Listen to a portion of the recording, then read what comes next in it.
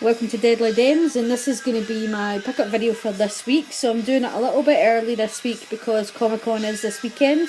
So the next video you're going to see is what I get at Comic Con. So I have tried to be good, and as always, it didn't work. I've been very bad. So I got me mixture, no vinyls. I was actually intentionally going out trying to see if there was any new vinyls out, but I just couldn't see anything that I wanted. But I did find this beauty. And if anyone out there is a Nightbreed fan like I am, this is actually reduced in Forbidden Planet just now. Oh, sorry, lost focus. At the back. Kind of. Yeah, this is actually down. It's in sale in Forbidden Planet right now, and I love Nightbreed. Love everything about it. I've got the old single issue graphic novels. I don't have single issue comics. Sorry, I don't have the most recent graphic novels, but I'm looking forward to them. And I actually nearly walked out the shop without it because I didn't see it, and then I seen it and I thought I have to get this. I mean, it's beautiful. I just, you know something, I just love the creatures from Nightbreed. They're just, everything about it I love. So I had to have this one. And the reason why I went into Forbidden Planet in the first place was to get this. So I actually really love the Walking Dead series. I love the comic book, I love the TV series, and what I actually like is that you can watch and read both of them because the storylines went in different directions. So there's characters that's in this that are dead in the TV series, and there's characters in the TV series that are dead in this. So I also like that there's things in the graphic novel they can get away with that they obviously really couldn't do in the TV series. I don't think it would have went down very well. Like Laurie's death, for example, in the comic books is completely different from what it was in the TV series. And also Rick has a missing hand in this that didn't make it to the TV series, but it is still good to watch, so I'm looking forward to reading the next one. I also got this for my other half's birthday. It's her birthday this week, so I'm sure I'll pick up some more things in Comic Con, but she was actually going to get this for herself, and then I spied it and thought, oh, I have to get this. So big Legend of Zelda fan, I think you should know that by now. And then I spied this and sweet talked her into getting it for my Christmas, but I'm probably going to try and steal it early. And I don't pick up many figures these days. I'll try and take that sticker off so you can see them.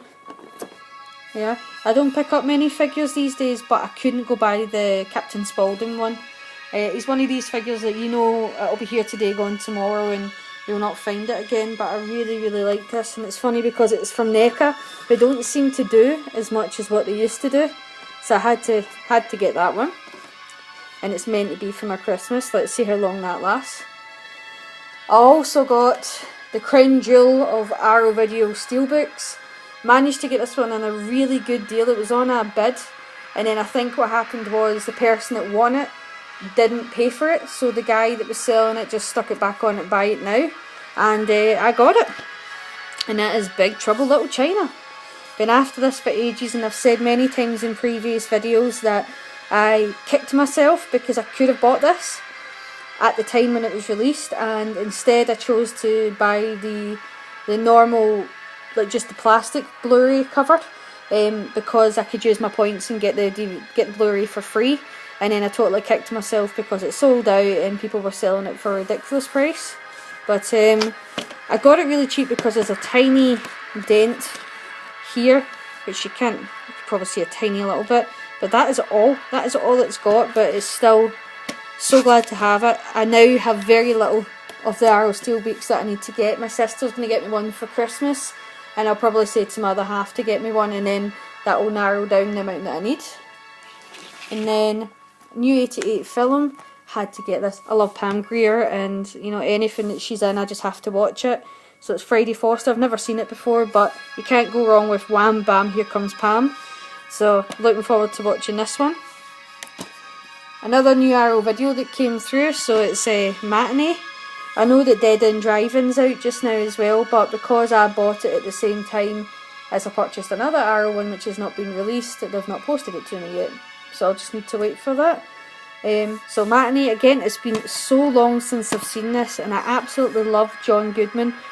I just think the guy's an excellent actor. He can play good, he can play bad, he can play terrifying, and this is a really good film from what I can remember, so I'm looking forward to watching it again.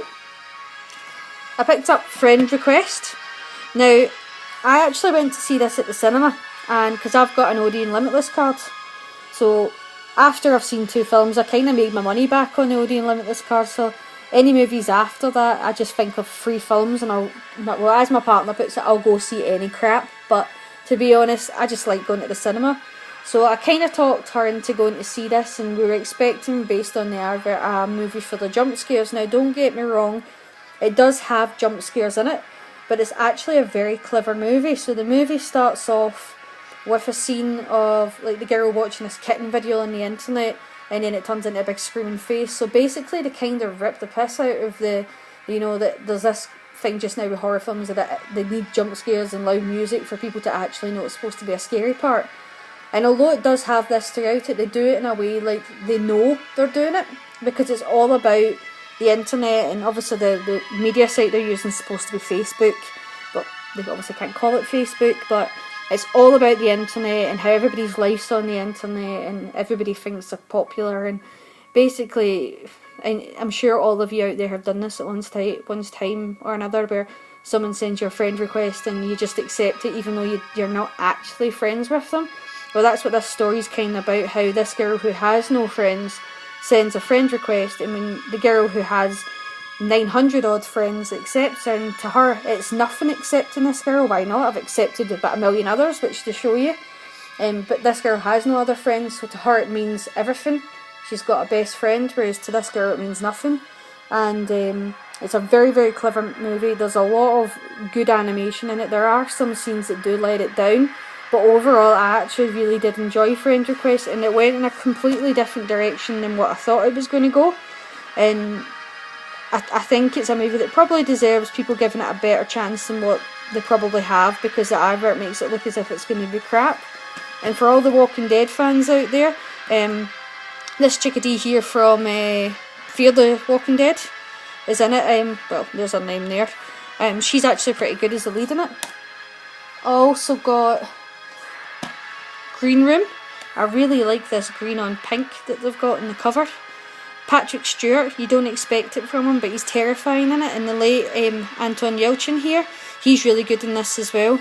This movie actually gave me nightmares, and again I went to the cinema to see it. I went to see it in an Odeon Scream Unseen, which is where you turn up to a horror film, you don't know what it's going to be, and it's either going to be an old film or a new film. And in this case it was The Green Room that came on, so I was really excited to see it. The movie goes in a different direction from what you think it's going to go as well. Keeps you on the edge of your seat, and you know you're watching a good film when you look round about you in the cinema and literally everybody's sitting up bolt upright paying attention to the film. There's one particular scene in this, and I don't want to ruin it for anybody, but I can't take scenes with bones. That's all I'm going to say.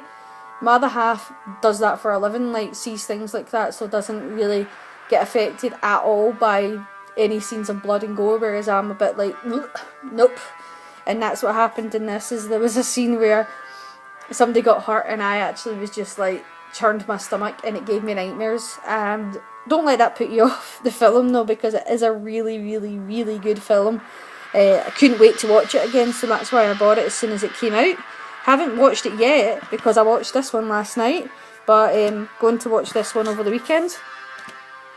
And I had to upgrade this because this movie is absolutely phenomenal. I remember seeing this as a child and not really getting it and thinking that's not very good. But then I watched it not all that long ago again and thought, it blew me away. I thought this movie is absolutely amazing. The imagery, the storyline, the acting, everything about it. And this steelbook's beautiful, and it's only $7.99 on Zavvi just now. But you can see it's a beautiful steelbook, so I had to get it. Picked this one up from my partner today because it was in Computer Exchange, so it was cheap. But she likes a lot of the Star Trek stuff. I really like the sort of modern Star Trek. I've watched a lot of the older ones. I'm not as big a fan, but she really likes this movie, the First Contact one. So it's the 50th anniversary steelbook editions. Still need to put it in a protective sleeve. And then this just made me laugh, and this is the reason why I bought it. So I went into a charity shop and I was just having a nose to see what they had. And they had The Good, The Bad and The Ugly on DVD. Now I've actually been meaning to get this for a while anyway, But the reason why I had to buy it this particular day is because right next to The Good, the Bad and the Ugly, they had The Good, the Bad and the Weird. And I thought it was kind of strange that they had these two movies. So obviously this is like a, is it Japanese or Korean? Let's see. It's Korean. So it's obviously like a kind of Korean take on The Good, the Bad and the Ugly. I've never actually seen it, and I just thought I thought it was really funny that these two were sitting together, so I bought both of them. And last, now when I say last, there is actually two other things I meant to put in this video, but I forgot to bring them down. And that was, I got the second season of The 100, because I actually really did enjoy the first season. It was kind of like, how would I describe it? It was like watching Hunger Games, just because obviously there's a lot of teenagers in it, but it was kind of like watching Battlestar Galactica meets Lord of the Flies. But I did actually really enjoy it, so I bought the second season of it. And I also bought the almighty Ash vs Evil Dead, but I think I'm going to do a separate video for a review of that. And the reason why I've held off doing it is because my sister's husband has bought her it for her birthday, not next week, the week after. So she hasn't seen it yet, and I don't want to ruin it for her by putting it on as a review just now. But let me just say, it's absolutely hilarious, and it's actually the movie that prompted me to do my top 20 horror comedies, because I watched it all in 2 days, and to be honest, if I was off, I would have watched it all in the one day, but I just watched it over 2 days because I was working. Brilliant, and if you're an Evil Dead fan, you have to get Ash vs Evil Dead, it will not let you down.